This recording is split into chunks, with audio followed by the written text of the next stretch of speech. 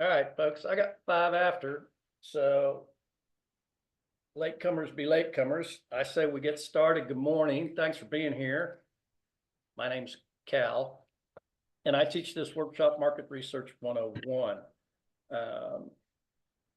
Give you a little background on who I am. I'm a retired corporate exec who, over a course of 35 or so years in corporate America, I worked for, well, for the last 25 years of my career, I worked for two employers in various capacities, and I have experience in finance. I have experience in sales and sales management. I have experience in marketing and marketing management. And I have experience in operations for a manufacturing facility too. So kind of a well-rounded career over that period of time. But one of my favorite things was marketing. And when I joined SCORE as a volunteer and became a mentor to aspiring entrepreneurs and small business people such as yourselves, I became aware and surprised by the inability of many of my assigned clients to answer what I think is a pretty core question when one is anticipating entering into a new business venture. And that question is, what's your market potential? And most of my clients looked at me like I was speaking a foreign language when I asked them the question. They didn't really, they hadn't given it a thought. And those that had given it a thought hadn't really taken a very scientific approach to trying to find out the answer to that question. So this workshop is actually a genesis of my work as a mentor, trying to help my clients figure out in advance before they have committed significant resources on an idea that may need to be changed or may not be a good idea to begin with. So that's where this course came from. I'm glad you're here. I'm going to give the sales pitch for the organization, so bear with me. So I and my wingman here, Mr. Smith, are volunteers, as are all people in SCORE. And SCORE is a resource partner of the Small Business Administration, who many years ago figured out that it would enhance their loan guarantee rate, that is to say, reduce their failure rate and reduce the amount of money they're paying out in guarantees on loans that failed if they had people helping the borrowers be successful. And so there are tens of thousands of volunteers across the country in these various chapters, people like myself and Mr. Smith, who volunteer our time to work with people like you to try to make sure that you have the best opportunity to be successful in your business endeavor. In Nashville, we have over 50 volunteers involved with our chapter here. We do mentoring and counseling workshops like this. We have a TV channel, which is kind of cool. And we have a website that's got tons and tons of resources for people like you. Firstly and foremostly, the ability to sign up for a mentor. If you haven't done that and you are in early concept stage or maybe early launch stage, highly recommend that. You can also find the workshop menu there and sign up for workshops. There are also lots of resource materials there, things, for example, like a model on how to do a business model, the model to do the business model. There is a template for doing a business plan, which is different from a business model, different plan. There are spreadsheets there, blank spreadsheets that will help you do things like pro forma cash flow analysis or projections, P&L projections, and those kinds of things. So pretty resourceful website. If you haven't been there, check it out. When you sign up for a mentor, you get a free assistant for as long as you want that assistant. It's no charge to you as a client, and we are as easy to fire as doctors and lawyers. If we are no longer bringing value to you, you just tell us to go away and it's over. If you are in business and you are at a point where you feel like you might be in an inflection point in your business and you need more than a mentor, you're already into your business, we can put an advisory board together for you that'll act kind of like a board of directors for you and help you grow your business and maybe tackle some of the more dicey issues that you've come across as you've actually gotten into and grown your business. So two of the things we do for people like you, all for free. Here's some of the workshops, depending again on where you are in your development project. There's start a business. There's also a great workshop called Am I Ready to Start a Business, which is like a gut check, a reality check, kind of walk you through a checklist of, have you thought about this? Have you thought about that? How do you do this? How do you do that? It's a good one if you are in early concept stage. That's a good one to take. Business modeling is a good one. Business plan is a good one. They're all good. Those are things that are like essential, particularly if you are going to be looking for capital, exterior sources of capital. Business modeling, business planning, financial projections, all critical if you're going to be seeking outside sources of funds. And then you can see in red that there are a whole bunch of other little ones that are sometimes in lunch and learns, sometimes in live events. A lot of resources through SCORE. Go to the website, check it out. I'm pretty sure we can help you. Having said that, that gets really boring if I sit here and talk to this monitor. And so I would like to know a couple of things from everyone: who you are, what your business idea is. I've got your name, so that's fine. What your business idea is, and who you think your target market for your business is. So take a pause here and ask for volunteers to speak up and tell me who I'm talking to, what your idea is, and who you believe your target market is. Anybody? Somebody go first. Go ahead, Pamela. Hit your microphone.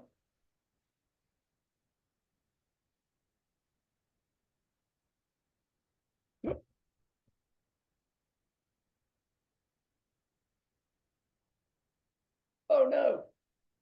Pamela, can you hear us?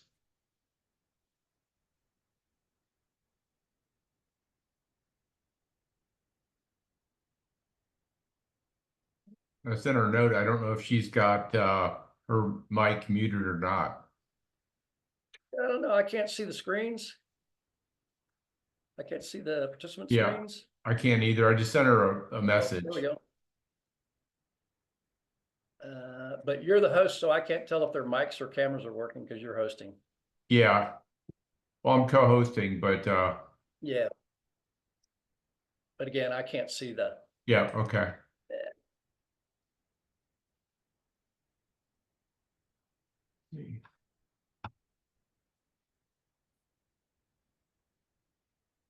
Pamela can't find her mic. Pamela, it should be in the bottom left.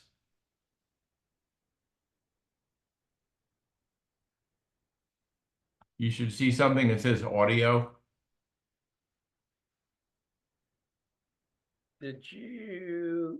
Robert, did you go in and let them activate their mics? Well, it's all of them. It just says chat beside it. I've never seen that before. Yeah. Drop down. Do you have the panel on the right with everybody's name? Yeah. Uh-huh. You see down at the bottom, there's a more icon. That I do not, as a co-host, well, wait a minute, hang on a second. Board apps. I do see the more thing, and I just got record whiteboards, apps, and reset to default.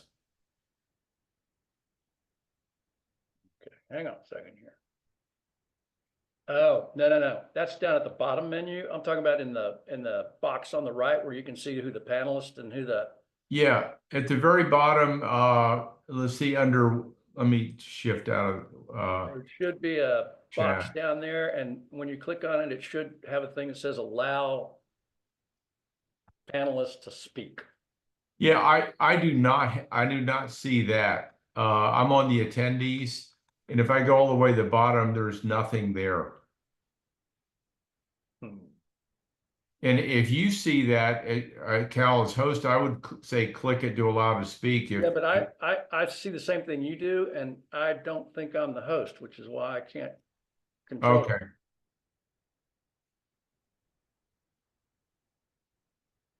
Well, let me see, when I click on mine, it says reclaim host, and I don't want to do that because that would take away your ability to share your screen. Yeah. Hang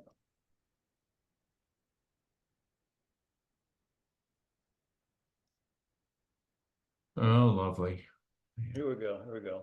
I can do it.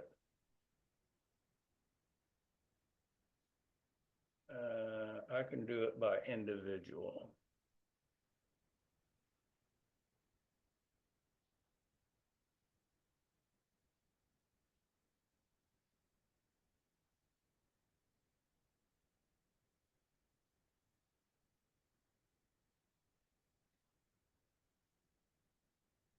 Yeah, I can see what you're turning them on one by one.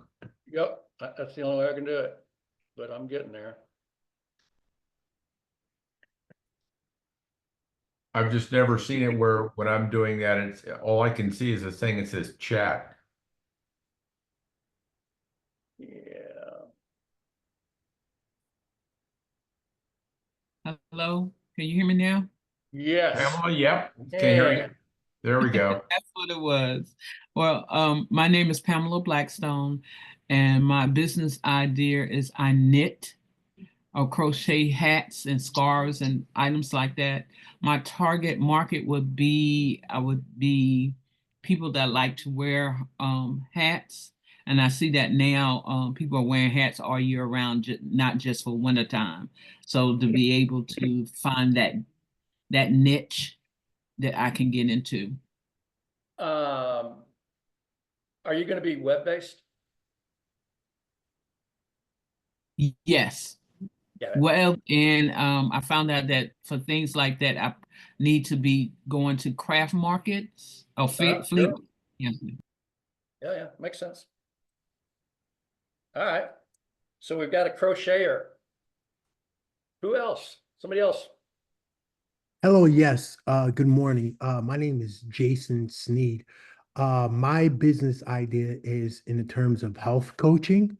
So my target market would be, I would say, in the terms of people who want to have like a more active lifestyle, who maybe who are like maybe like millennials or maybe like Gen Xers that wants to maybe like lose weight, have more energy and vitality. And maybe I'll do it in different ways in the terms of maybe like health coaching, developing plans like a lifestyle plan, selling supplements, having like counseling and meetings and stuff like that and workshops. So that's like my idea. Cool. Thank you. Who else? Come on now, we got 20-something folk on this call. Okay. Hi, I'm Patricia. Hi. Hi. My concept is an art retreat center with a lavender farm for people to come in and be able to stay, get reconnected with nature and with God's creation, with various either small houses or locations to stay, as well as training and lavender products and art. Individuals who are wanting to develop their art or who want to refine their art to come in and work with various local artists and experts in the field. Interesting. Interesting. Cool. All right. Somebody else. Hello? Hello, Gabriel. What's up, Gabriel? man? Yes. Hey, how are you guys? Good. Well, I'm one of the mentors, a new mentor here at SCORE. And I've been, well, thank you for this, by the way. And I have been in manufacturing for a long time. And when I came to the US, I started working for other companies and I noticed that business owners didn't have much knowledge about financials, operations, and all of that. So I started a business helping entrepreneurs, and my target, since I have been able to define it, has been men and women who have started a business with some type of college, university education between 30 and 50, and ideally with a company revenue between 300,000 and $1 million, which is that spot when you find a lot of troubles and they just need more structure. Got it. Bear with me, I'm trying to multitask here, guys.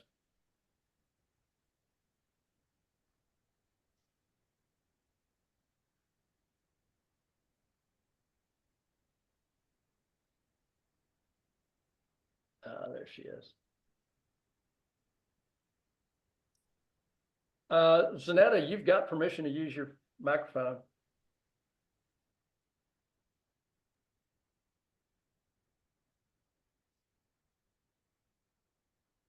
It's an audio button in the bottom left of the screen. You have got permission to use it.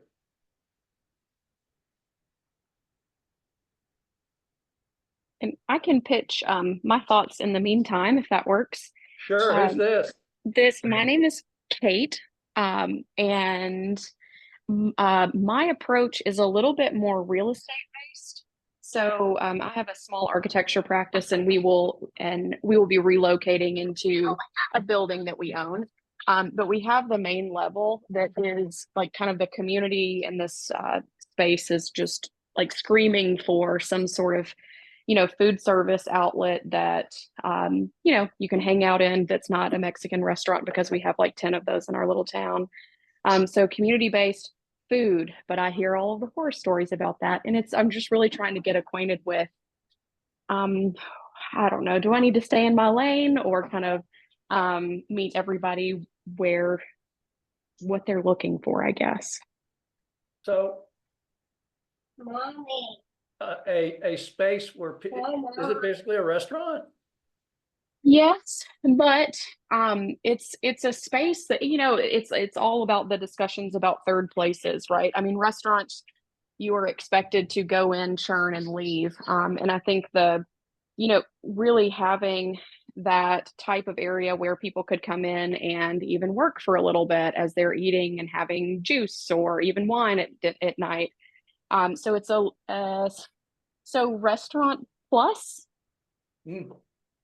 Okay, interesting. So you're going to love this workshop, by the way. Okay, awesome. Which will become evident to you here in a minute. Okay, nice. Okay, anybody else before we move on here? I don't know if you can hear me, but this is just a terrible site. I couldn't get in, and now it's blocking what I want to do. I can barely see you. I can barely hear you. It's hardly working. Do you have any advice? I was really looking forward to this. I want to know how to research demographically. I'm sorry? I'm trying to learn more about how to research demographically, and it sounded like you had some good ideas. Oh, yeah. What is going on here? Nothing is happening, and I can't even see. I can barely see you. You're about 1/4 of an inch big. Are you on a phone or on a laptop? I am on my computer, a notebook computer. It's at a nice 17-inch screen. Do you have an icon up in your top right that lets you blow up your screen? It's on my screen underneath where I can see your little face. I have nice to meet you, but there's no way to put any information in there. It's just there to block the whole darn thing. So in the top right, there's something called view. If you hit full screen, you should be able to see it in much bigger format. Well, I was looking for that. Top right, view. I've got view. Now tap on that. I've got my name up there, but I've still got, instead of me, I've got that block screen that I told you about.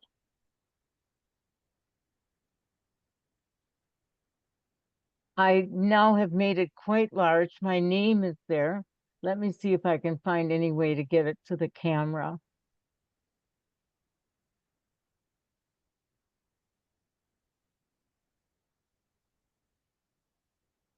Well, I can hear you. I can go forward this way. So And thank you very much for bearing with me. there will No be a worries. full copy of the slides that will be emailed out to you afterwards.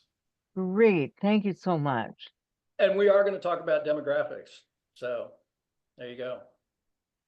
Good. And we're going to talk about how to research that stuff too. So there you go. So let me, if I can, Lincoln has difficulty speaking today, but he said his target client would be independent insurance adjusters, residents of home and businesses. His goal is to start a company in the next 3 months as a home-based business, since he wouldn't need a commercial storefront. And I guess he's looking to serve clients who'd be ready for natural disasters. Interesting. Okay. All right. I got a good sample here. Anybody else want to volunteer before we move on? I can go. My name is Sandra. Yeah. And I am a life coach who is, for right now, at least focusing on targeting women who are burnt out and overwhelmed, moms of littles who need additional support with stress and time management, so they can hopefully avoid the path to burnout. Young moms. Yeah. Got it. Okay.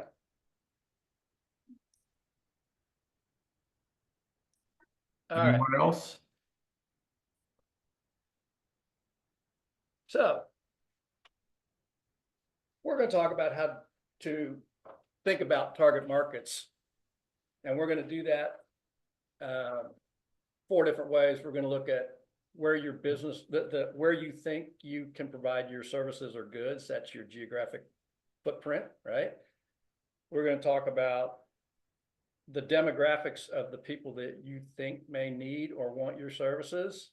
We're going to talk about how those people might behave and how you can think about how people behave and how it affects how you might want to interact with them.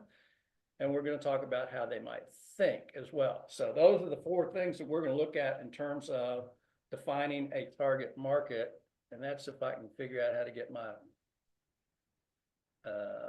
presentation to work again. I got all kinds of stuff on my screen here. So let's see. I can't get my, the heck? It froze up on you? It is. I'm assuming you can all see this, otherwise somebody would have spoken Yeah. up, right? It says, yeah, you're on the nice to meet you slide page.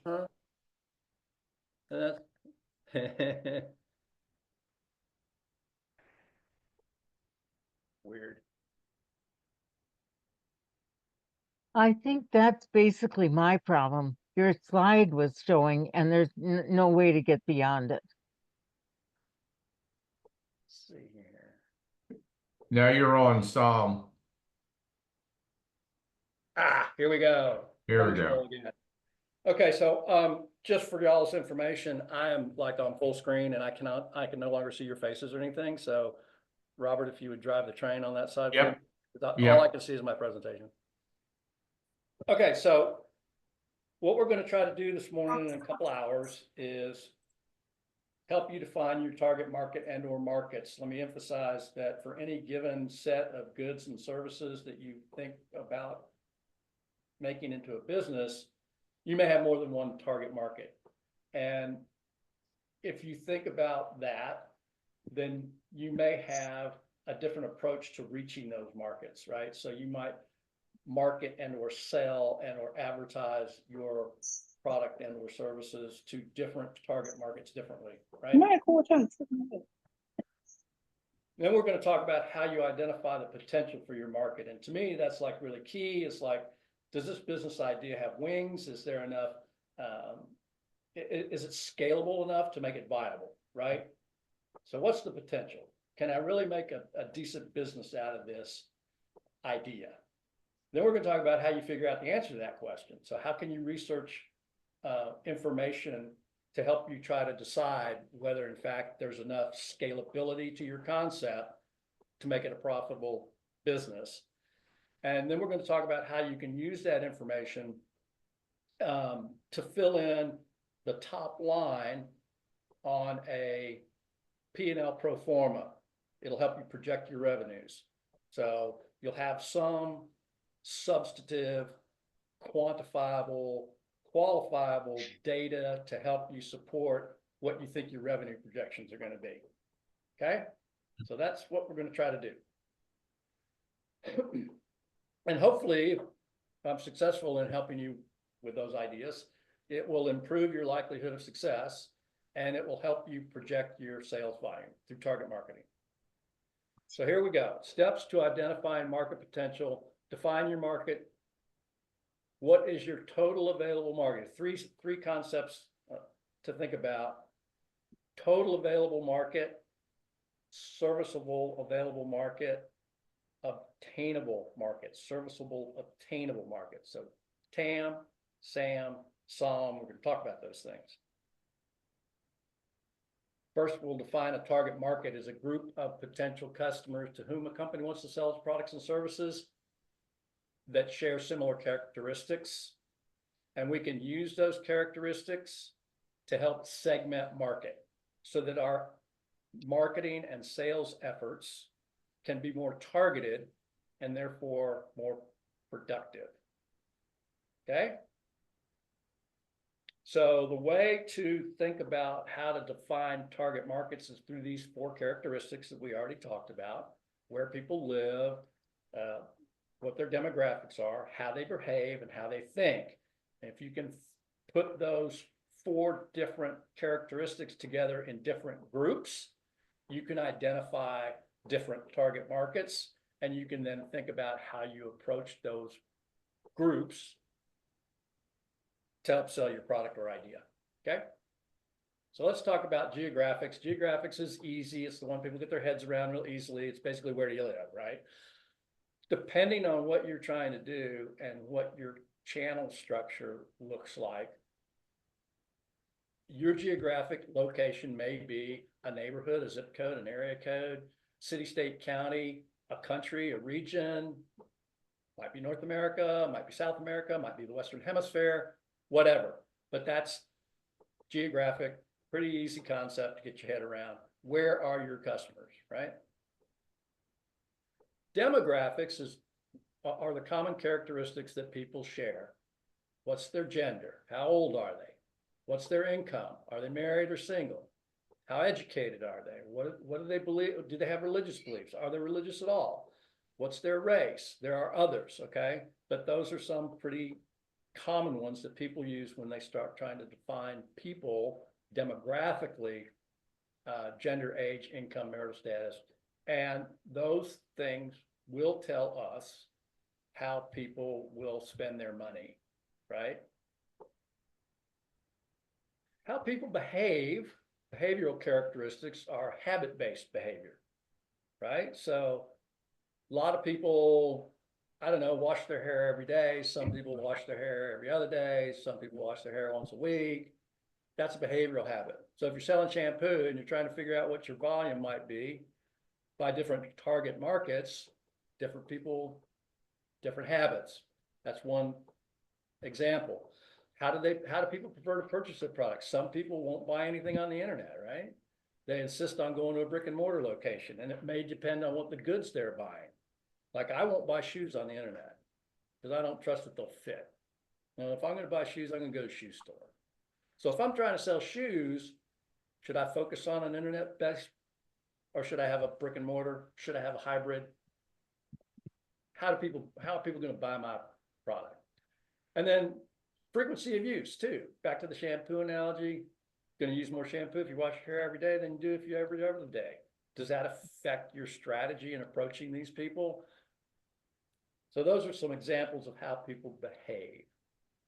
And then psychographics talks about people's lifestyle preferences and values and beliefs and interests. Who is it wants to do? Patricia wants to do an art retreat. and included in that is outdoor activities. So people who like to participate in outside activities, right? Pet lovers, one of my faves. I mean, if you see these, I'm always fascinated. I see the portable pet grooming trucks driving around. What a great idea, right? I'll bring a pet grooming facility to your driveway and I'll give your dog a bath. Big capital layout, got to buy a truck, got to have people. So but pet lovers, right? And people spend money on their pets. It's ridiculous. I got pets, so I spend more on my pets than I do on myself. Any number of these other examples that are on the screen: urban lifestyle, rural lifestyle, live music. Those are just some examples that I came up with. There are many. Lifestyle preferences, values, beliefs, and interests. Now, is everybody cool with the idea so far? Anybody got any questions?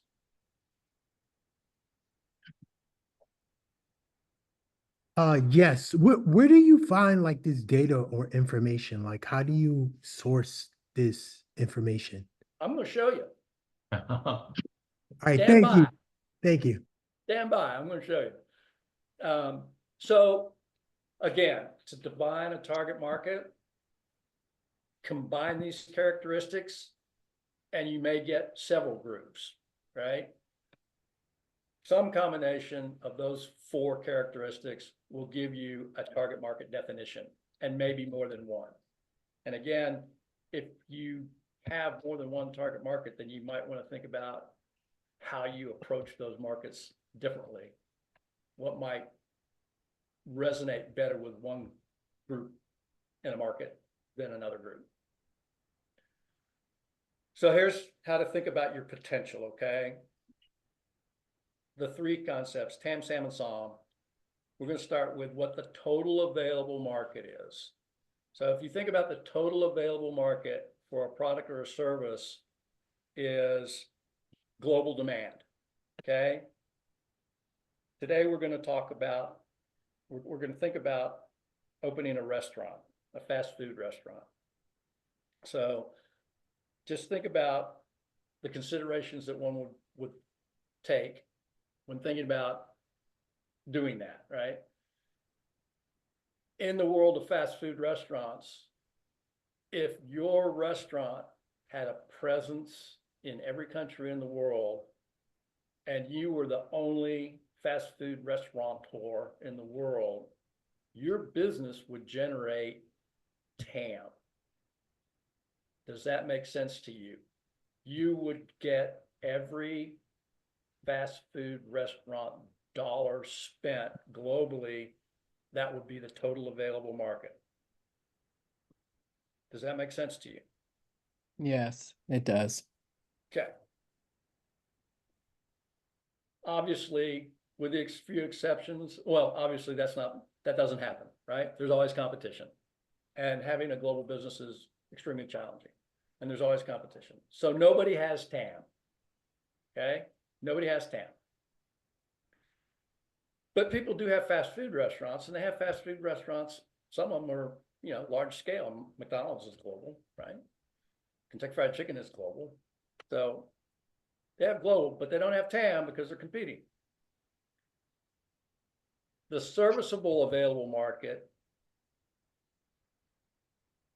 is that part of the market that you can generate from having your business in an area, geographic.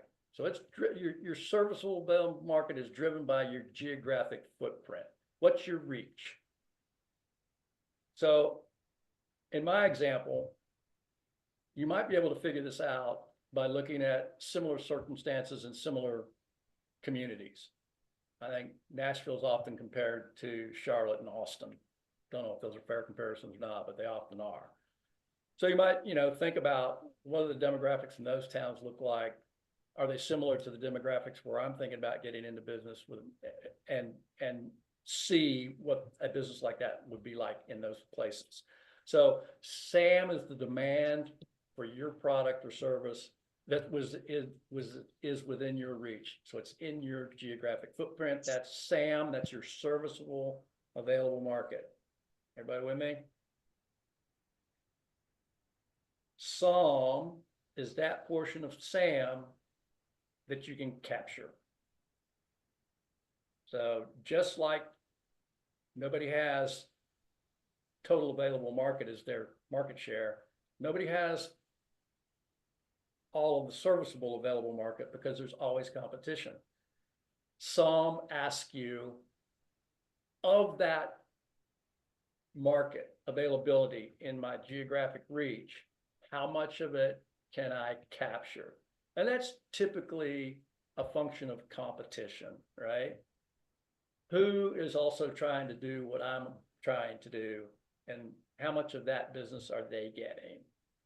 And what's the propensity of the population in that geographic footprint to utilize my goods or services? So in our example for a restaurant, people living close to your restaurant are probably more likely to use your restaurant than people who live across town, right? So if I have a one-off restaurant that's in Brentwood, I'm pretty sure people from Mount Juliet aren't going to come here to go to my restaurant, right? Unless it's like unbelievable. So SOM is that slice of your attainable market that you can actually service.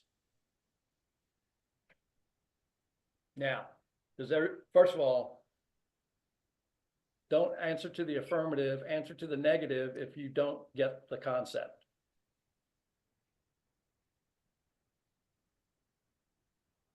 Okay, so I'm going to assume everybody's with me. And now I'm going to have to try to figure out how to get back to my full screen. I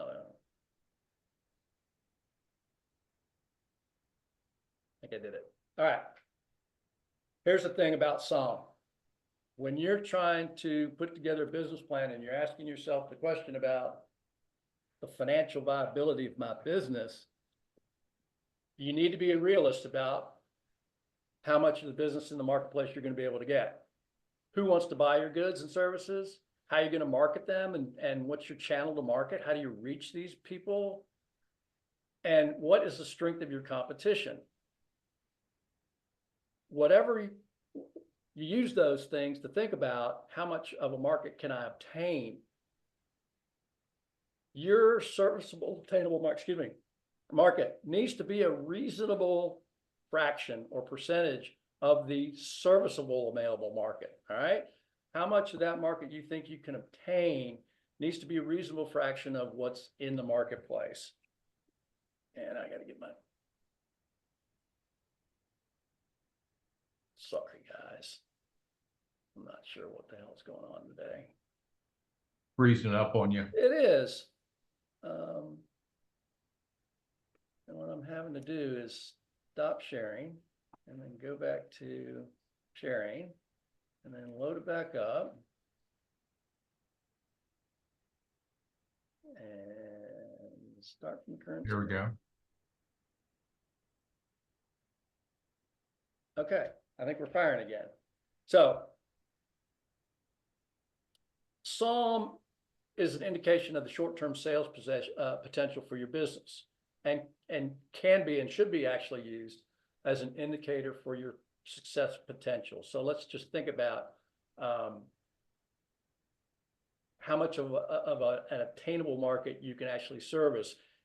You do the research, you figure out the competition, you think you got your mind around market potential based on some homework you've done, and you come to the conclusion that I got to get 50% of the market share in my addressable market for this business to break even based on my cost structure. You're probably not going to succeed. Okay. The smaller the percentage of the attainable market that you need to be able to gain to make your numbers work, to be successful, the better. The smaller the percentage you need to be successful, the better. If you have to have a significant portion of your market for your business to be successful, you might want to rethink. Okay.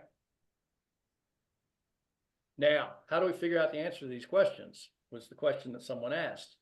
So to research this, you need to know a couple of things. How big is my SAM? Serviceable addressable market, how big is it? And who are the target markets within that area? Do the people that I think are going to be interested in my products and services actually live where I think I'm going to put this business? The more of them that live there, the more likely I am to be successful. So in today's example, I'm just going to say,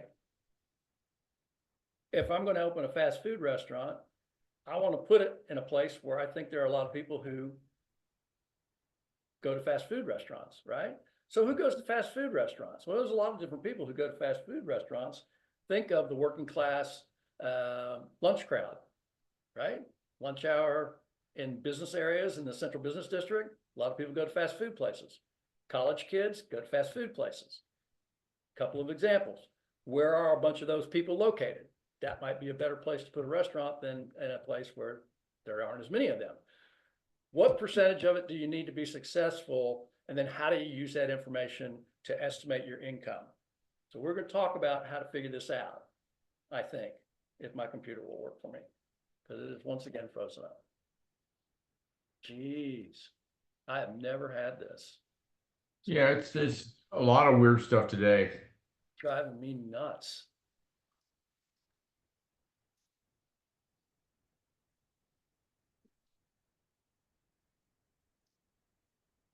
Okay, back on track. See if we can stay here. So before we go further, just a piece of advice. When you start to do your homework and you start to use some of these databases that we're going to talk about, it's really handy if you know these two things, depending on the type of business you're considering, is your standard industrialized code or your North American Industrial Classification Systems code. You may need those to do some of the research that we're going to talk about. If you don't know what it is, there's a website at the bottom of the page. You go there. You can put in like a generic term, in our case, fast food restaurant, and it'll give you your North American Industrial Classification Systems code, which you can then use to do some research. All right. Here are some resources, indirect resources for research data. BLS, if you're going to have a business, if you're going to open a business with employees and you want to know how much to pay them, Bureau of Labor Statistics will give you information on that. Also, there's a ton of stuff on BLS. The library, which I want to plug because I recently attended one of the SCORE workshops that was presented by a couple of people from the Nashville Public Library, has a bunch of cool stuff that you can access remotely from your desktop or laptop. If you have a library card, if you live in Davidson County, you can apply online and you can get a library card for free. If you live outside of Davidson County, but you're in the adjoining, I think, 9 counties that make up the metropolitan market, I think you have to pay $10, but you can still get a library card if you pay $10. And once you get your library card, you'll have access to the databases in the library, as well as a lot of other stuff, which is really incredible. And I'm going to show you here in just a second, a couple of them. And I found out in preparation for today's workshop that my library card has expired, so I can't get into the databases to show you, but I can show you how to get to them. Census Bureau, which we're going to use here in a minute to help us figure out the answer to the question, will our restaurant be successful or not? Trade associations. I promise you that there is a trade association for your business. I don't care what your business is. There's a trade association. It's unbelievable how many of them there are. Simple search engine, you know, for Kate's community food facilities. Probably get restaurants, but people who like Jason wants to be a coach, a personal coach, guarantee you there's a trade association for personal coaches. Just about anything you want to get into. You can use trade associations in a couple of ways. Some of them will allow you to join as an associate member for a relatively low fee, affordable fee if you don't want to become a full-blown member. And if you join as an associate, then you may not get access to all, some trade associations keep databases on their businesses. One of the businesses I used to be involved with, there was a trade association that would put out business-related statistics from all of the people that participated in the businesses. Our competitors, we and our competitors would all provide sales numbers, backlog numbers, all this information to a trade association. And then they would consolidate it and put it out anonymously so that nobody could see whose numbers were what, but you could see where you were competitively, okay? And you could also get trend data from that. So trade associations will also provide you possibly with a list of people who are already in the business that you are thinking about getting in or you are in, that you might then reach out to and have them, chat with you or maybe act as a mentor, particularly if they're in a different town, so that they don't perceive you to be a competitor or future competitor. You might be able to find somebody who can help you navigate some of the things that they've already navigated in starting their businesses. Trade associations have trade shows. And again, for a nominal fee, most of the time for a nominal fee, you can visit the trade show. You can walk around and you can talk to a whole bunch of people who already do what you're doing. That's just a couple of ways to use trade associations. So I just mentioned similar business, similar market. Find somebody who's doing what you're doing in Charlotte. Call them up and say, hey, got your name from this trade association. I'm thinking about doing this in Nashville. I see that you're doing it over there. Would you take a minute to chat with me? I just want and have some questions, okay? And have a conversation with them. And then the last one is paid for by your tax dollars, Tennessee Business Development Corp. Got a lot of cool stuff on their website that's very helpful to first-time business starters. So if you're just starting a business for the first time, you can find a lot of cool stuff on their website. These two slides I pinched from the Nashville Public Library workshop. That is a 1-hour workshop. It's given during the middle of the afternoon on work days.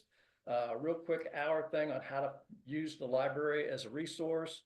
It's a great workshop. Sign up for it. Here's this list of databases, and I want to talk about the data axle reference solutions. There is a ton of business-related searchable data in the data axle reference solutions databases. And with great reservation and hesitation, I'm going to stop sharing my screen because I want to go down here and show you.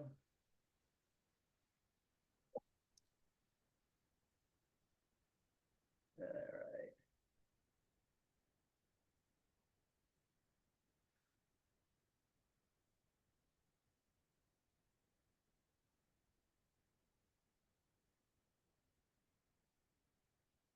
So here's the library's homepage. And you've got education and research. You click on databases A to Z. You get the page I'm already on.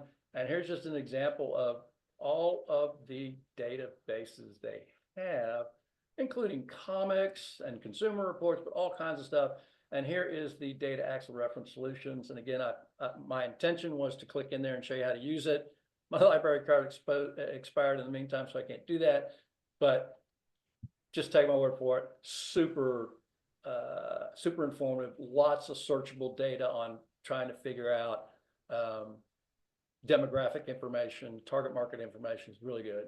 So I highly recommend it. And I also would tell you, go to that workshop. It's a great workshop.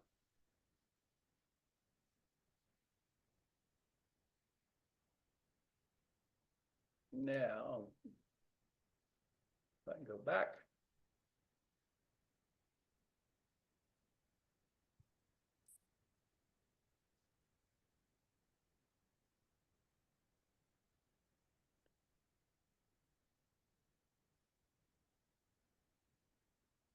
All right, anyway, so that's my plug for the library. It's a super good source. We're going to talk about how to use the Census Bureau. This is the Census Bureau's homepage.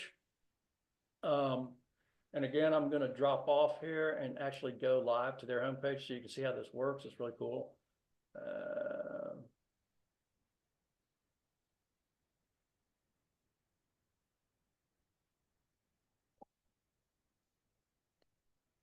So there's the corresponding screen. This is actually their screen live. Oh, no, it's not. Sorry. I do subscribe to the Census Bureau, and it's a wealth of material. Oh, it's Really, really unbelievable. good. Yeah, it's unbelievable.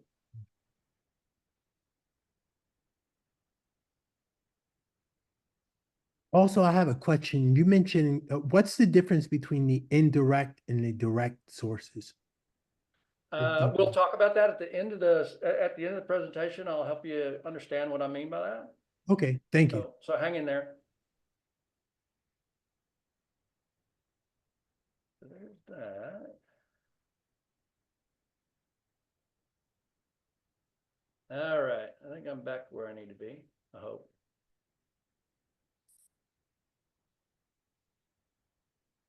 Yeah, there we go. So here's the Census Bureau's homepage. Here's what it looks like.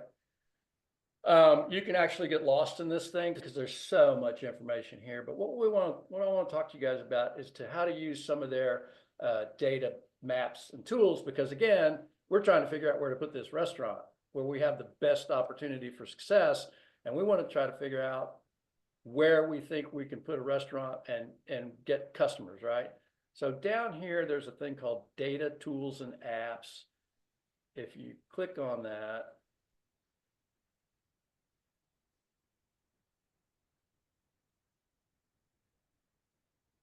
you will get this page. And from this page, these are all databases. And the one we want to use is called the Census Business Builder. You're trying to build a business. Census Bureau is going to provide you with some data to help you build your business. So if you click on Business Builder, and just click on Use It,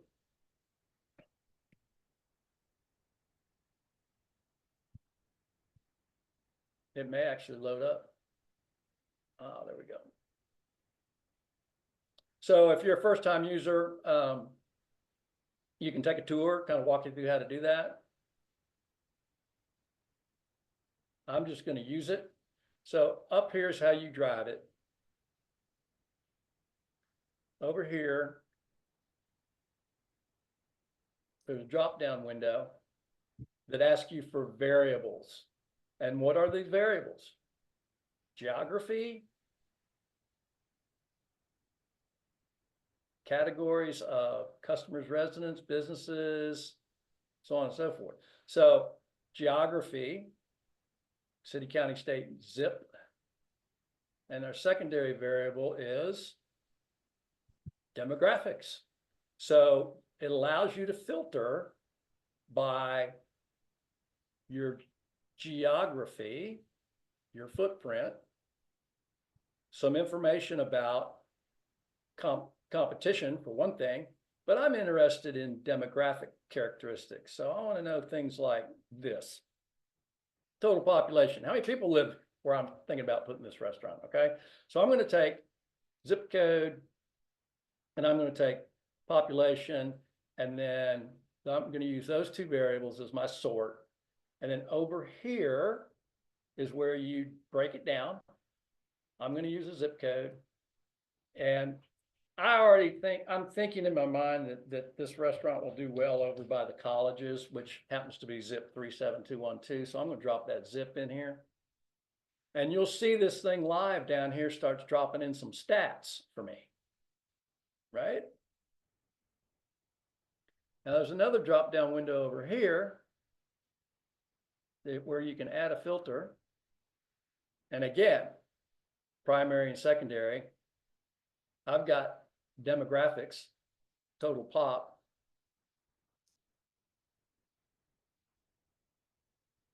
And there it is. Anyway, close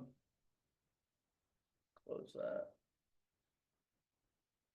And then up here, you can decide what business to research. So if you click up here, it asks you to search for the industries, and you can have all sectors. And it's blank, and you're like looking for something. If you click on edit industries, you'll see primary categories, secondary categories. So here is construction, and then drywall, electrical, flooring, foundations, home, pop, pop, pop, pop, pop. We are in food services, and we are in fast food. And so now within the geographic footprint that we have identified, particular zip code, we're looking for information on fast food restaurants by this map. Now data is populating down here while we're doing this. And you see this little button right here is create a report. And when you create a report, you're going to get some cool stuff. Fast food is comprised of limited services restaurants. You guys see that over there? Customers, business summary, business comparison, consumer spending data, all of that stuff is in this report you've just generated for this zip code, 21st Avenue, Hillsborough West, Belmont, Vandy, that area, specific to that area. And if you scroll down, what do you get? Demographic characteristics. And in this box, you see the total population broken down by gender, broken down by age, broken down by race. Okay, so I know in that zip code that there are 20,000 people, 45% men, 55% women, 65% are over the age of 21. That tells me something. Scroll down. Socioeconomic and characteristics. Household income, average income, education levels, employment, work from home, cars, so on, to help you identify and diversify, if you will, your target markets. You've got all this information. Scroll down. Got some cool stuff here, depending again on what you're doing. Somebody said that they were going to cater to the real estate market, I think. Well, there's a bunch of information on housing units, owner occupied, renter. Notice in 37212 over by the colleges, you got more people, you got more people living as renters than owners. Makes sense, right? Vacancy rates, how much the houses are worth, housing cost, might help you figure out some things about, disposable income. All that information is here. Now, unfortunately, with this database, sometimes in the process of updating, things don't get updated. We're going to go back to my presentation here in a minute where this screen is filled in, but currently being updated, so there's no competitive information. And then also, this is not available, but I'm going to show it to you on my slideshow because this is really cool, because there's a huge breakdown on how the people who are represented by this information spend their money. Okay, so let me get out of here because the Census Bureau is not really cooperating with me today, which is unfortunate. Let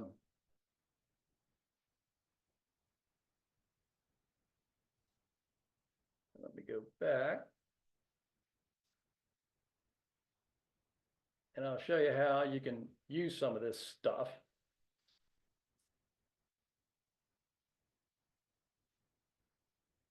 So there's the screen we looked at.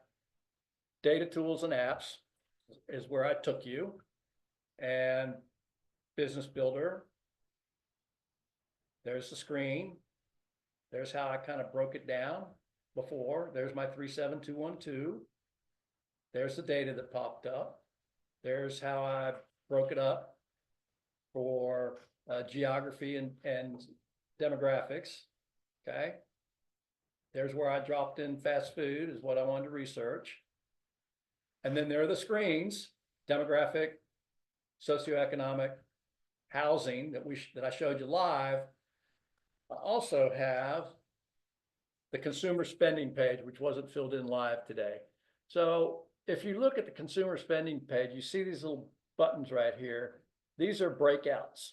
When you look at it first, you got a line item, and if you click on this, then it gives you breakouts, right?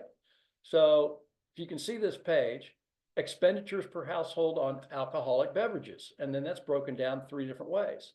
Consumer expenditures on apparel, broken out in several different ways, men, women, children, so on. Well,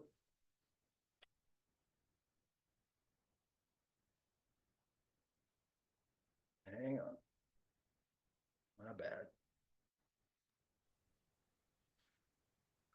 You're just about to get to the good piece. Yeah, I know, right?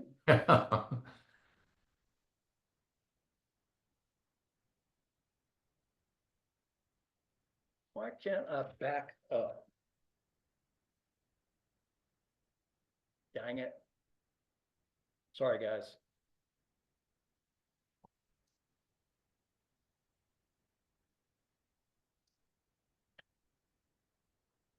I noticed this is the second webinar I've been to that the person that is hosting has problems sharing with the panelists. So it might not just be you. The other one, she couldn't get her slides to go either. She eventually had to just talk. So it might just be something within your internet, maybe. I don't know. Pamela, I think you have a good point. I've tried to engage with SCORE in these kinds of presentations, and the material has been excellent, well thought out, well planned, useful, but the presentation has just been terrible. And I would advise SCORE to really think seriously about that. And it's fine to say, don't worry about that. Well, that's great. But if it's rendered this kind of difficulty, people would drop off and you will not continue to get people. I even hesitated to sign up today, but this is a subject near and dear to me. So I wanted to do it. Just a word to you. I agree, Yeah. Elizabeth. Yeah. That was the issue before. The lady before, she kept on, it took a lot of time for her trying to get back and forth, trying to show us the slides, even though I am both visual and a person that needs to hear things. It just SCORE website or whatever this is going on here is just, it does kind of make you hesitant to join again. It really isn't SCORE. This is Zoom that's causing these issues. It is. Oh, sorry, but yes, Zoom. And Well, I will I tell use you, Zoom all the time, and I don't usually have these issues.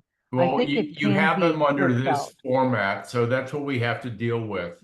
So just bear with us. This is a free workshop, so it didn't cost you a great deal to join it.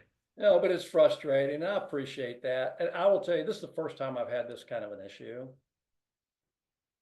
So I'm not sure what the hell is going on today, pardon my French. But it's extremely frustrating. I don't think I meant to be offensive. I appreciate that this is free, and I appreciate what you're doing. I was just trying to give feedback so that other people that want to join won't have the same hesitation in joining when it comes their time. Right. Yes, I agree with you. That is absolutely my point. I have worked with SCORE on many occasions. I've been in many different kinds of workshops. I've been a SCORE mentor myself, and I really want SCORE to be known for how viable and useful it is.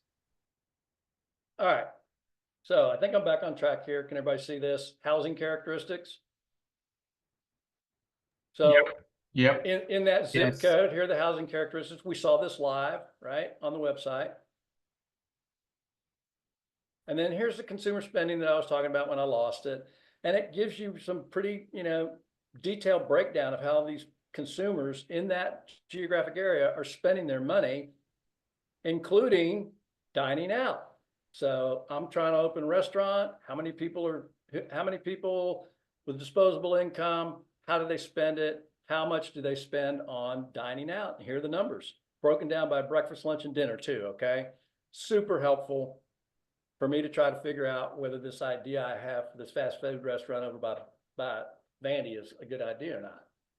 And then again, this part of that screen wasn't live, but when I did this earlier, here is, by the way, my NAICS code. 722513 is fast food NAICS code.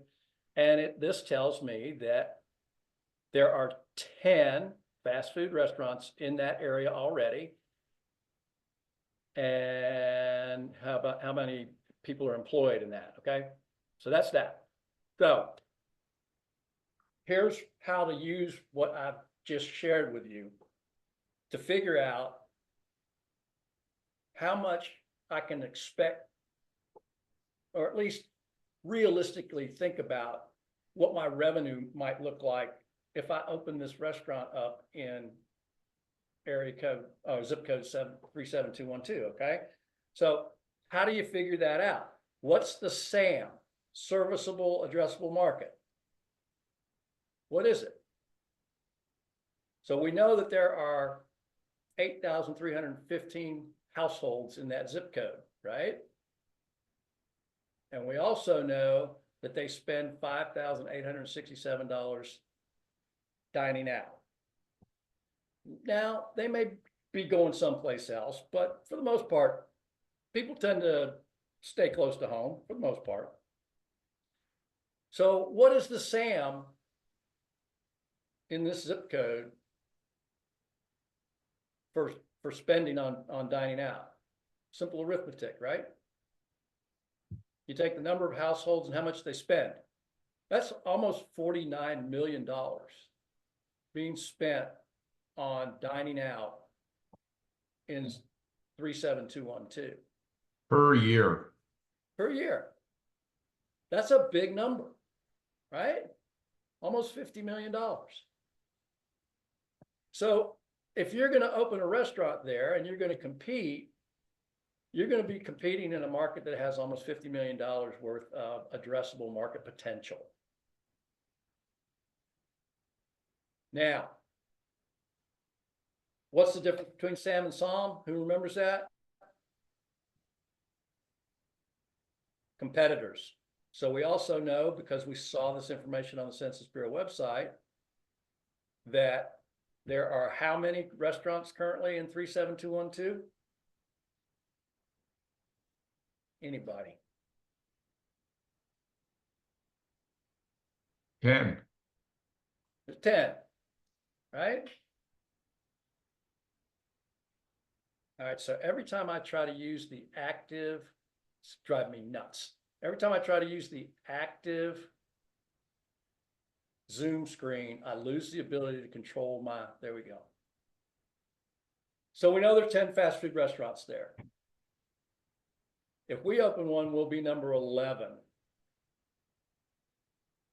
So what is my projected attainable market out of the $50 million?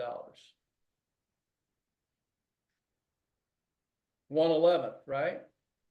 All things being equal, of course, all things are not going to be equal, because my restaurant's going to be super cool and everybody's going to want to go there and I'm going to take market share from my competitors. But all things being equal, over time, hopefully a reasonably short period of time, I should be able to get 1/11 of that market share, which would We used yield. to call that.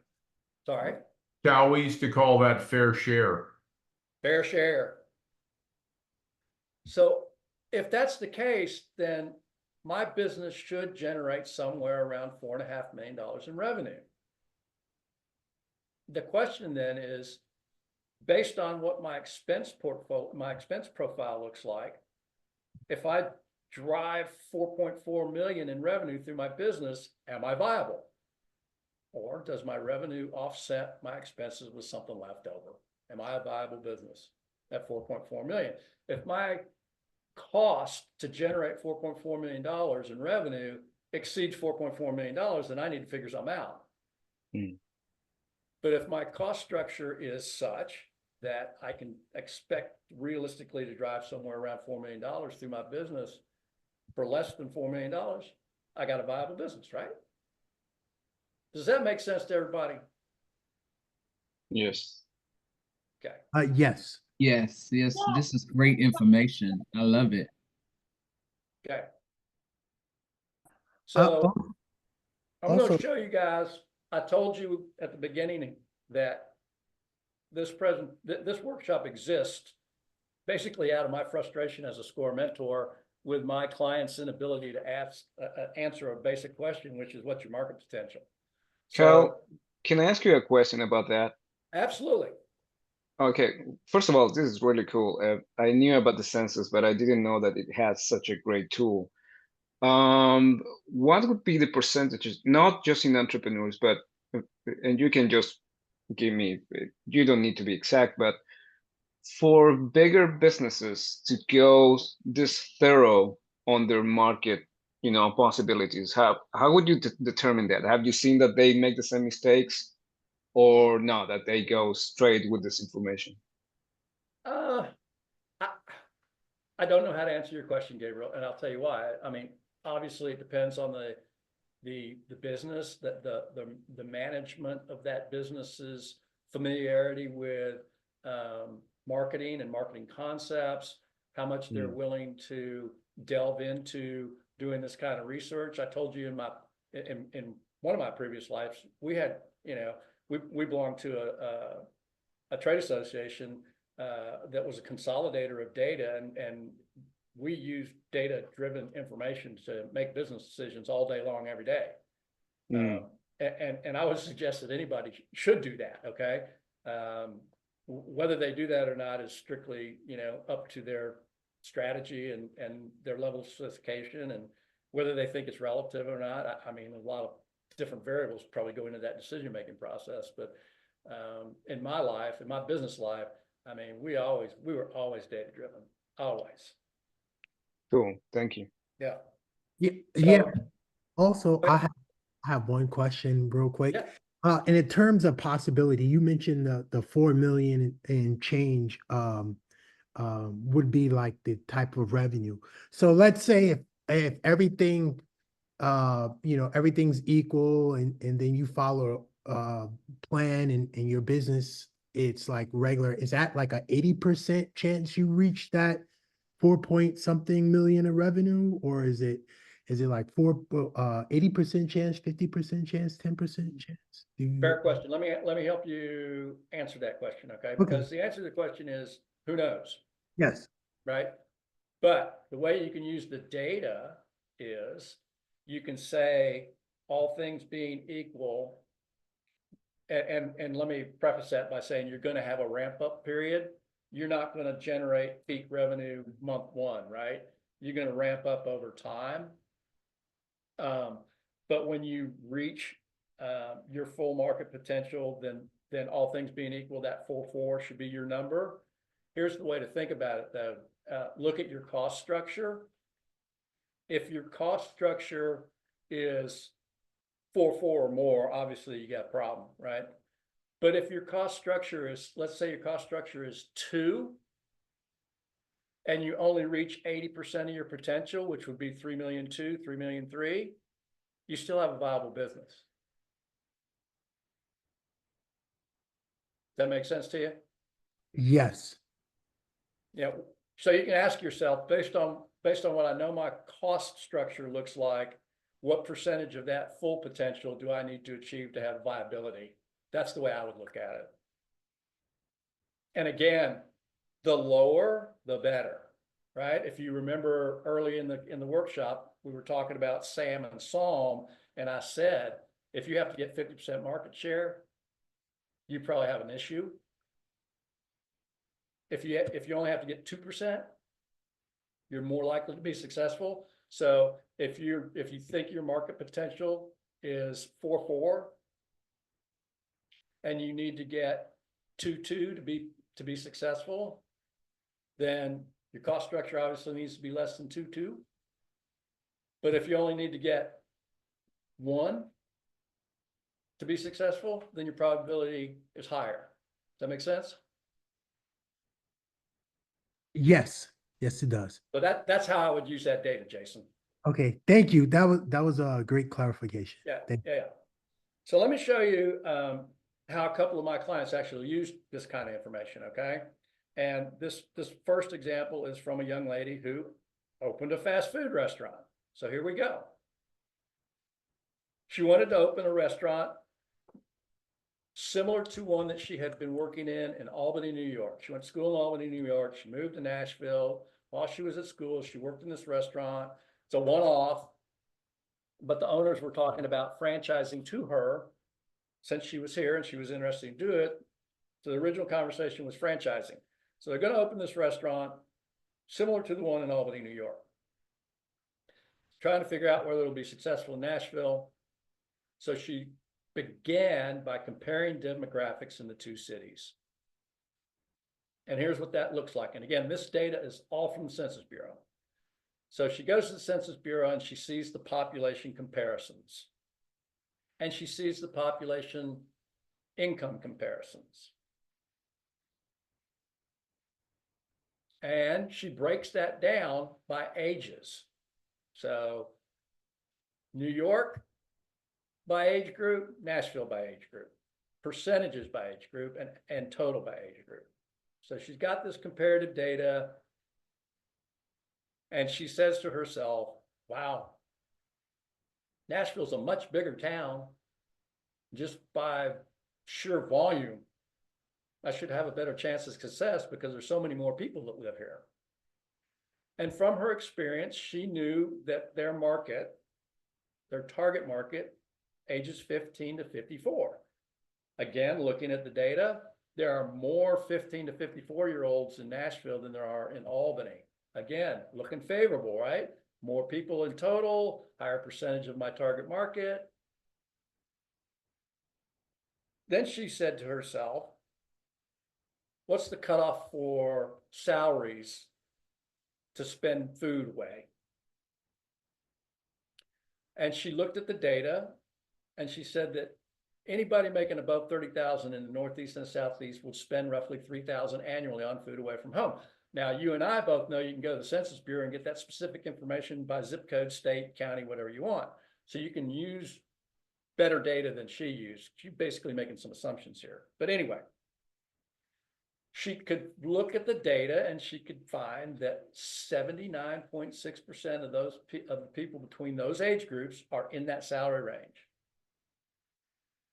In Albany, that represented 45,221 people. That is to say, total population of Albany times the 58% of the people that fit in the age group times the percentage of those people in the age group that are in the income bracket would yield 45,000 potential customers for her restaurant in Albany. Does the same arithmetic for Nashville. Total population, 669,000. 62% of those people are between the ages of 15 and 54, and almost 80% of those people are in that salary range. That gives me a customer base potential based on my target marketing by age, income, and location, 332,854 people. So she's saying to herself, this is awesome. I mean, that's 9 times, right? 9 times the size.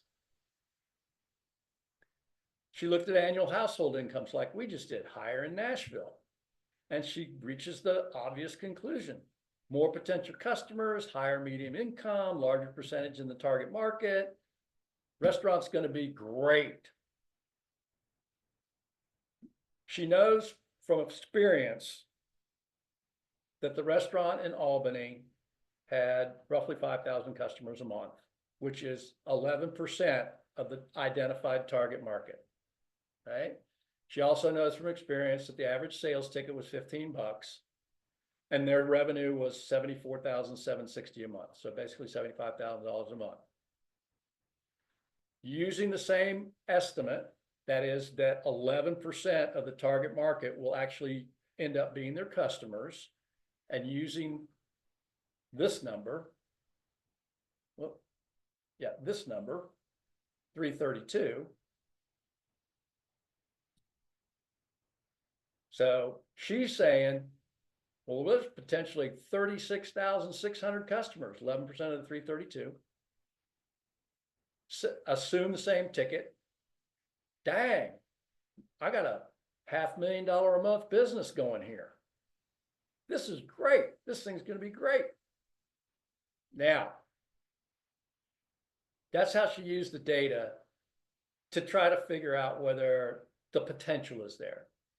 Who sees some flaws in this logic?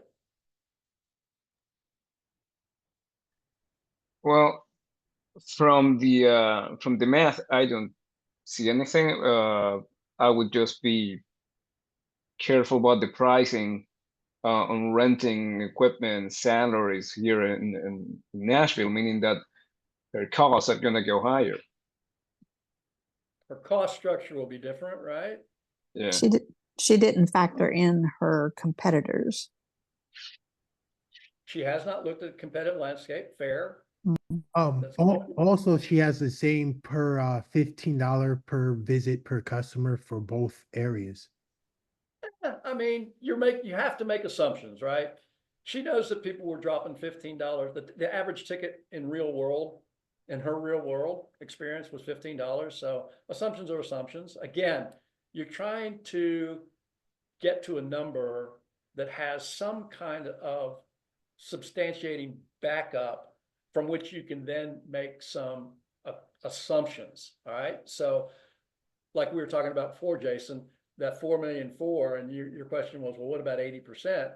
And my response was, well, what's your cost structure? Right. Right. So that's how you can use this that way, but there's some really serious issues with the assumptions she's made here. The first one is she assumed that her market was Nashville Metro. Nashville is a much, much bigger town than Albany. We talked earlier about, is somebody from Mount Juliet going to come to Brentwood to go to a restaurant? Probably not. So is her assumption that Metro Davidson County, which is the data she used, is that really her geographic reach? Is that her footprint? Or maybe her footprint should be smaller, consider zip codes, and do the same thing that we did in our example earlier, break your market down to a smaller clump and research the zip codes to find out where the higher density of your identified target market resides, right? The other thing that, she said that she's going to have a $550,000 business versus an $80,000 business. Well, what does that look like? You're going to have more space. You're going to have more people. You're going to have more preparation capacity. So your cost structure is going to be totally different based on that size business. So maybe to replicate the Albany project, you look at a smaller geographic footprint, you shrink that business model down to that geographic region, and then you have multiple locations around town to fit that size. And what about the competition? I mean, this stuff was great in Albany, but people down here eat hot chicken. Are they going to eat your stuff? Is there really a market for it?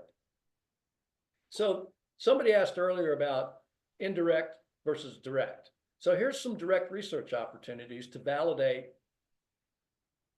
your business idea. And again, depending on what you want to do, you may take, different courses here, but different, you might pursue different avenues. That's what I'm trying to say. But for her, I'm sorry, go ahead, Gabriel. Oh, no, I'm sorry. It was just noise from the street. Okay.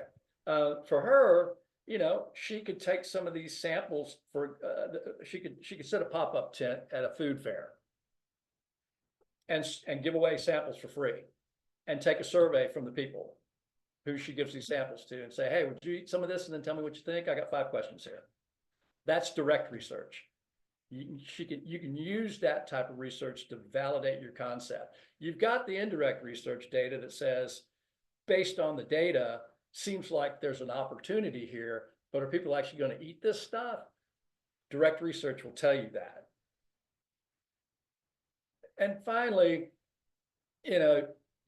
she's made some assumptions, comparable market efforts, competitive environment, what's your growth rate? You got to think those things through. So I got another example here for a product. And again, this was a client of mine who manufactures a specialty product as an accessory for keyboards. And his business is web-based, web-driven for our croquet products person is web-driven. It's an accessory for keyboards, got a continental US market through the web. Wanted to know what the market potential, I asked him, what's the potential for this thing? And he didn't know. I said, well, we need to find that out, okay? So he used this. This is a paid service, by the way, but it's a good resource, IBIS World. It can be expensive, depends on how much you want to pay for the data that you want them to glean for you. But they will, I mean, you can give them a set of parameters and pay for those parameters, and they will give you data based on your parameters. They're a research firm. Anyway, so here are units, keyboard units, broken down by price, over and under 200, and consolidated into total. Here are the total number of keyboards sold for 10 years in the United States. He sells an accessory to a keyboard. Every keyboard could use this accessory. Here's the volume, plus or minus 1 million units every year, right? So how did he use this data? So that we took the 10-year average, million units plus or minus. Now, he happens to be in this business, so he knows that keyboards have a lifespan. He's using 8 years. I don't know whether that's true or not, but that's what he used. So the useful life of a keyboard is roughly 8 years. So the question is, million units a year, 8 years, what's the SAM for his product? Assuming every keyboard is a potential user of this product. Million units times 8, because it's not just how many units are being sold in the current year, but what the installed base is. There's already an installed base from the 8 previous years of 8.5 million units. Add in 1 more year's worth of sales. Total average sales potential, 9,576,000 units. Everybody with me here? You tracking it? This is how he identified what his SAM is. 9,576,000 units. That's a big number, right?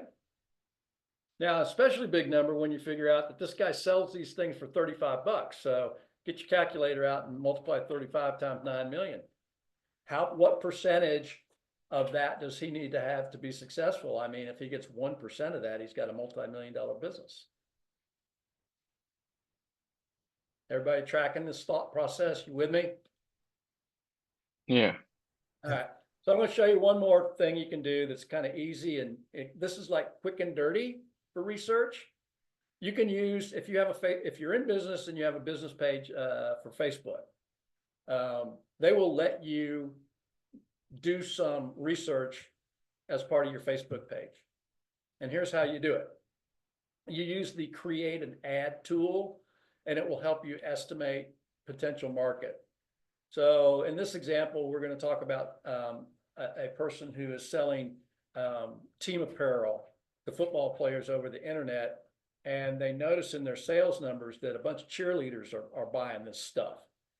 And so they're trying to figure out, well, maybe they want to expand their product line and target some merchandise specifically to cheerleading. And they want to know, well, how many cheerleaders, what's the potential here? How many cheerleaders in my reach? How many cheerleaders are there?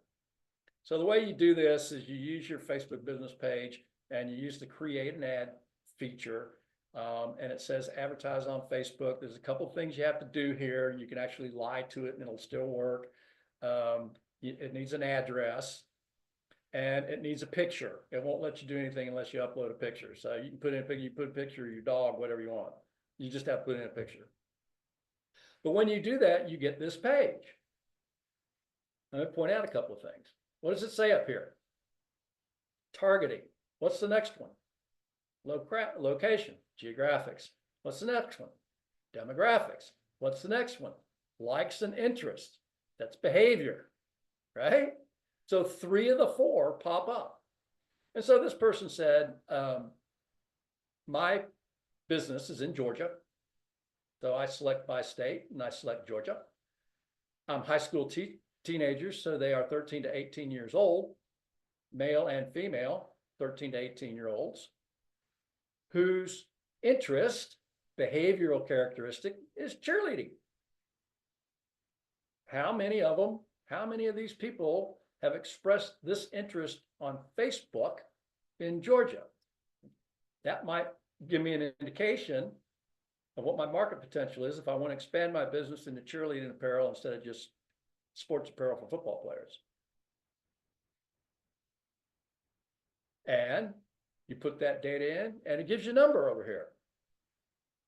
8,340 people in Georgia between 13 and 18 who had expressed an interest in cheerleading on Facebook.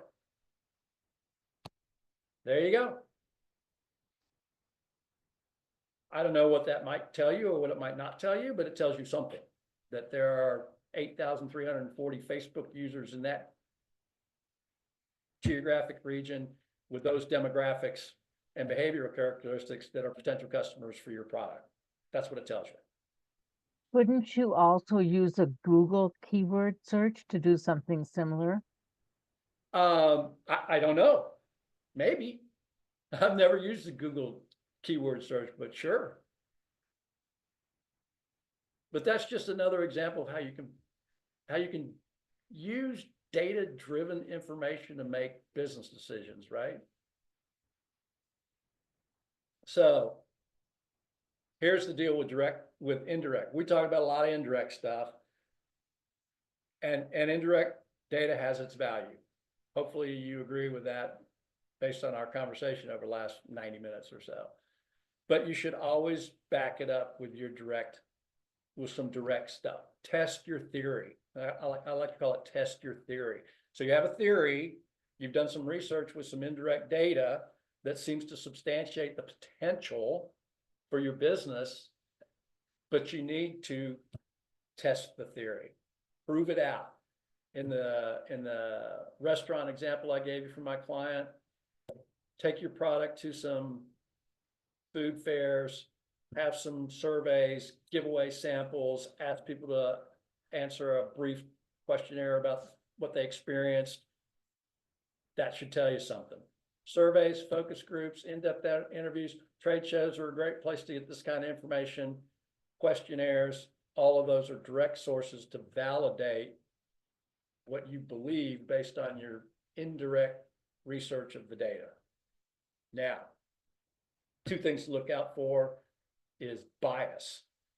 2 different kinds of bias: survey bias, interpretation bias. Survey bias is in reference to the way the questions are framed. So everybody should know that how you frame a question can direct the response. In other words, you can skew the results by how you frame the question. You can frame a question in such a way that it will prejudice the listener to a specific response. You should avoid that. Make sure your questions are as neutral as possible. Also, make sure your questions are as close to yes, no as possible.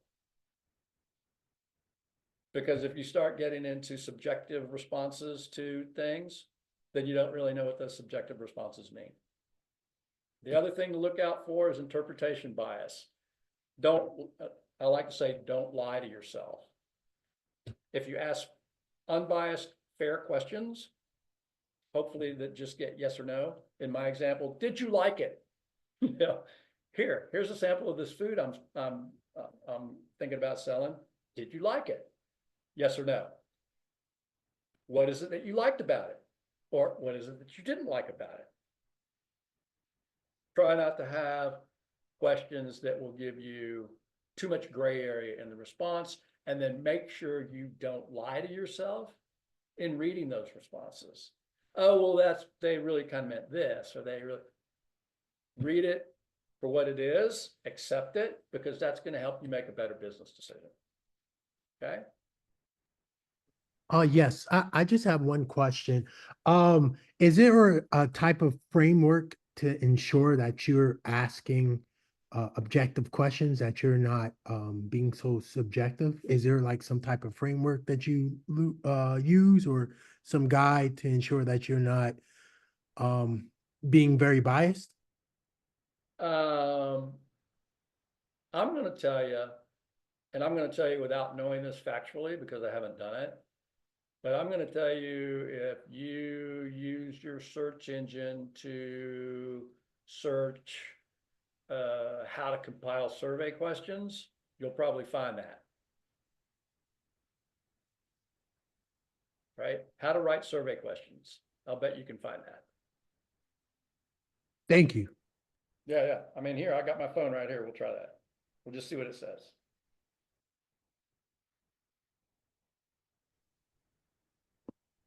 One of the SCORE courses that I've taken is using AI in some of your planning and so forth. And if you create a general business plan or business model within an AI scenario, and you sort of give it all the parameters, you can ask it to create some non-biased questions for surveys, which is really very insightful to sort of at least get you started.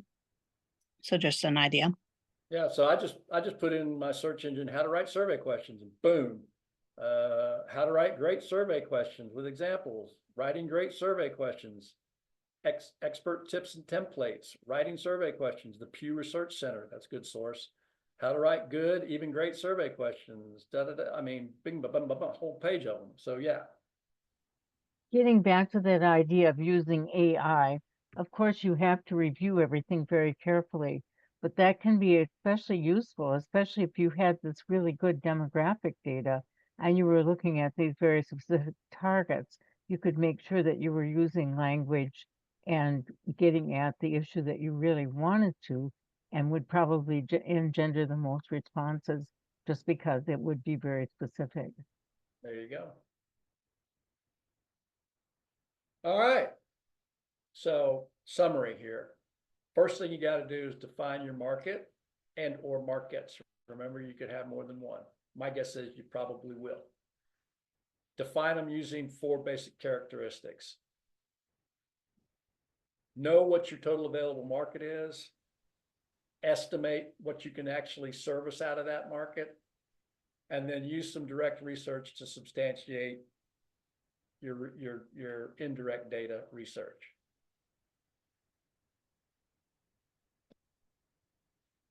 And with that, I will open the floor for questions. Anybody got any questions or anything you just want to chat about? Yeah, I just also have another question. And in terms of, like, let's say you did the indirect market search, and then you did the direct research. At what point you say, hey, this is the time move forward? Is it a kind of like an intuitive thing, or like is there some type of metric you use?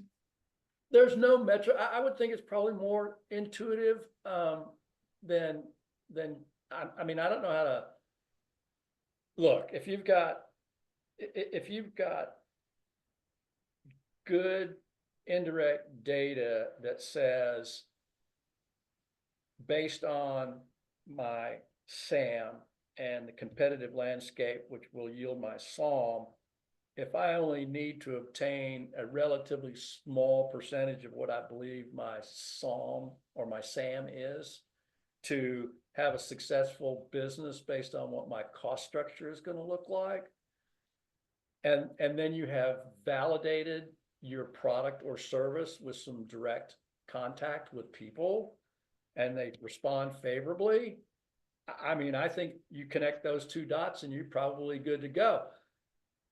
That said, with every new business enterprise, there's going to be revelations that present themselves during the process that may change you to may force you to change your thinking on some things. Maybe it's your product offering, maybe it's your service offering, maybe you misunderstood your target market. Maybe the assumptions you made about your target market weren't right.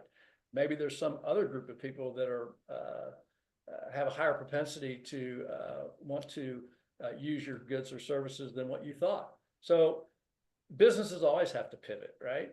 And you're gonna do that based on real world in time experience. But this gives you a foundation by which you can say, indirect research, hard data tells me the market's there. I've done some interfacing with real human beings who tell me my product or my service is cool. They like it. They're going to buy it. Now let's go. And then if things don't work out, you pivot. You try to figure out what assumption you made was not correct, and you just change accordingly. I think I would add to that, what is the capital investment required? If you're putting a lemonade stand in your front yard, you could probably do it based on a whim. But if you have to borrow $500,000 to put that 11th fast food restaurant where Cal pointed it out, then you need a lot more data. Sure. I mean, your risk profile is relevant, right? What are you putting at risk? Dollars. So that's, yes, Robert's right. I mean, you gotta weigh all that stuff out. Yes, and that's exactly why a lot of people choose to buy into a franchise where they help you with that marketing. One of my clients a few years ago bought into Subway when it was first relatively new in our area, and he did really well. He was able to get 5 stores. Now, he did have a large capital investment, but they advised him along the way, and he also knew that he could use their plan of using fresh foods that were locally sourced and things like that. So he had done the right thing. Actually, I had done the right thing. I pointed him in that direction, figured out how much money he had. Would it be better off to start a restaurant on his own or buy into a franchise? And we determined that the franchise would be the way to go. There were still pitfalls and lots of things along the way, but the things you're pointing out are absolutely essential. And I really appreciate all the time and effort and the great business resources that you've put here. Oh, thanks. To the franchise proposition, I think there's 2 really big benefits you get from going the franchise route. With this caveat, it depends on the franchise. Not only do you get the franchisor who's going to help you with equipment and staffing and just the nuts and bolts of establishing the business, but they do all the advertising and marketing for you. That your client, Elizabeth, isn't paying for advertising because Subway pays for all the advertising. And that's a huge benefit. There's that brand recognition. Right. That's already established, right? Right. The name recognition, all of that. The other thing, of course, is that once you have that experience, you can take that same kind of business acumen and use it in other kinds of business as well. So it is really a good starting point. You also have the advantage that nobody in the franchising business at that level is going to sell you one if they don't think you can make it, because they don't want failures. And if you looked into their statistics, you'd find that most of those things end up being very, very successful. Now, we are undergoing quite a bit of change, and you will notice that there's been a lot of even those franchisee type of plans that have been now closing and that kind of thing, because our world, as far as demographics and economics, has really changed, which is one of the reasons that I wanted to hear your take on all this, and I do appreciate it. No worries. Anybody else with any questions and or comments? Yeah, just a quick question. In case that you can't find, let's say, so much information about digital products, I guess you kind of forced to go to databases, paid databases, I mean. I mean, I would exhaust all the free ones first. Mm, I would tell you, I mean, there is so much information in the Census Bureau databases. Um, Combine that with Bureau of Labor Statistics, and then the one group of databases that I pointed out at the library, which if you live in Davidson County, you can get access to for free. I mean, between those three, I just can't imagine that you wouldn't be able to pull together enough data to give you at least some kind of an idea about viability. I just gotta believe right. that you get it for free. Okay, The cool. other, I will Thank you. the other route I would go, Gabriel, sorry, whoever I just cut off. Mhm. The other route I would go, Gabriel, before I paid somebody like IBIS World would be the trade association route. Try that route for data that you may or may not be able to get for free before I'd go for paid. Cool. Thank you. I think you're really right on about that. There's so much that's available. And what I have found is that my clients who have bought data sources from various means and methods have really not done as well as we have when we've done it by using those other kinds of public sources. I would say, however, there's one exception today, and that is that if you can get some data that has email lists, if you're doing some kind of direct sales, that would be a big advantage, and that is still very, very hard to do, but it's worth it if you want to make the effort. For direct marketing. Elizabeth, is that what you're saying for direct marketing?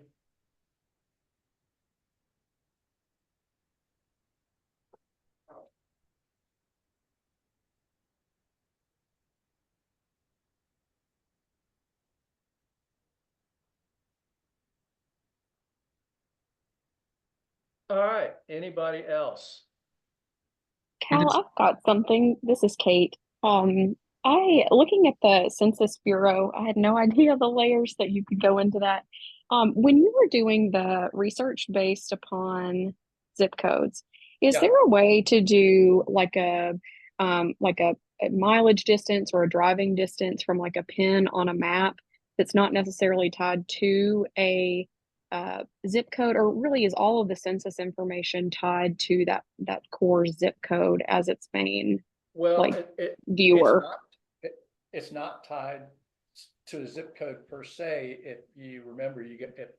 See if I can back up and show you. Thanks, show you. You This might box want to right use here. Google Maps. Just use Google Maps and draw a circle, and then you'll be able to see what zip codes and what demographic is included in it. Or So you'd use Kate, both. yeah, or if you look up here, you see the Mhm. various options. You can do a Sure. state, you can do a metro area or a Mhm. county. And this tract is actually a census tract. That's what tract means, is a Oh, census. okay, not a piece of property. Okay. Yeah, so there's a lot of ways to break it down up here. Okay. And then I like Elizabeth's idea of Google Maps with a circle and see what's inside the Mhm. circle, but you can use the Census Bureau will break it down in these 5 different ways for you already. Okay, thank you for clarifying.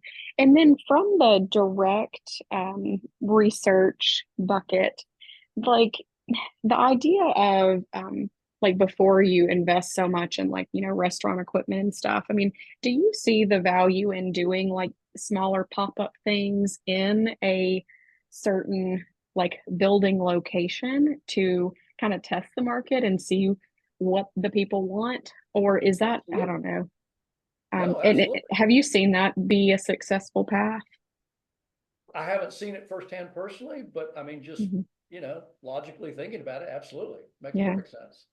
I Okay. think that's a really good point in my area, which is a large Minneapolis-St. Paul metro area with 1 million plus people in it, without going beyond 3 counties. So actually, a lot of the static restaurants, storefront kind of restaurants, have actually turned to becoming food truck and catering restaurants. So those are also things that somebody might want to look into, which would be a lot less of an investment. And to be the least source of food in an office complex or an office park has also been something that quite a few people around here are exploring.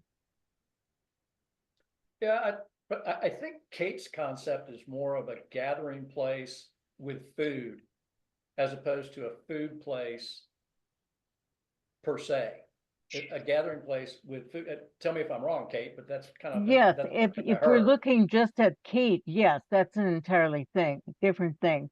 But I'm just saying in general, that's something that people, if they are looking to find out, especially about some kind of ethnic or type of food, that can be useful. Right, right. Are the slides going to be available to us? I don't know who just said that, but thank you so much for the terrific segue here with about 5 minutes left to go. The screen that's up, the slide that's on the screen now says to do two things. And the first thing I would ask personally is to send in the workshop evaluation. It helps us figure out how to do better at this so that what we do brings more value to people like you. So greatly appreciate that. Also, if you don't have a mentor, go to SCORE, get yourself a mentor, check out the website. And yes, you will, as a participant in today's workshop, get an email with the evaluation form and all these slides. And this was Pam that asked the question, Pamela Blackstone. There you go. Thank you. I have to jump off. It's been great and great talking with all of you. Anybody else? If not, Yeah, all good. Thank you so much for spending your Saturday morning with us. Everybody yeah, have a thanks. great Well, weekend. I mean, Yes, everybody have a great weekend. y'all spent your time too, so thanks for being here. I appreciate it. Hope it was worth your time and effort. Thank you so much. Absolutely. Thank you, Cal. Thank you. Yes, thank you. Yep. Good job, Cal. Thanks, Robert. You gonna click us out of here? Yep. All right, cool. Thanks again, man. See ya.